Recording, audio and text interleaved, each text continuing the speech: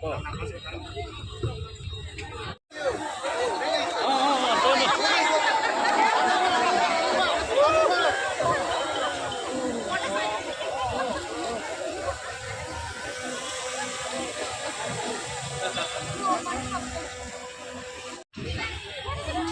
State icon Rakesh বানিক ডাঙৰীয়াক ধন্যবাদ কৰি দিব বিচাৰিম। প্ৰথমতে মই সমূহ দিশুৱাসীৰ লগতে আমাৰ ডিষ্ট্ৰিক্ট এডমিনিষ্ট্ৰেশ্যনক মই ধন্যবাদ জনাম কি ইমান ধুনীয়া এটা অনুষ্ঠান অৰ্গেনাইজ কৰিছে।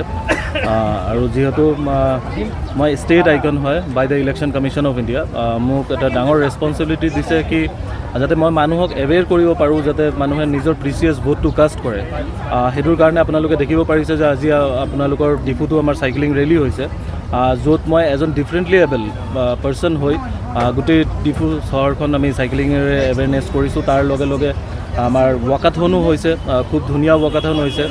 আশা কৰোঁ আগন্তুক যিটো আমাৰ লোকসভা ইলেকশ্যন আছে 26 তাৰিখৰ যিটো ইলেকশ্যন আছে তাতে ডিফুৰ পৰা যাতে 100 আউট অফ 100% ভোটিং কাষ্ট হয়, তাৰে আজি আমাৰ প্ৰয়াস হয়। আৰু আমি চেষ্টা কৰি আছোঁ যাতে এইবাৰ আমাৰ যিটো ইলেকশ্যন আহি আছে তাত যাতে গোটেই দেশত যাতে আমাৰ অসম 1 নম্বৰ হয়, তাৰেই আমি চেষ্টা কৰি আছোঁ।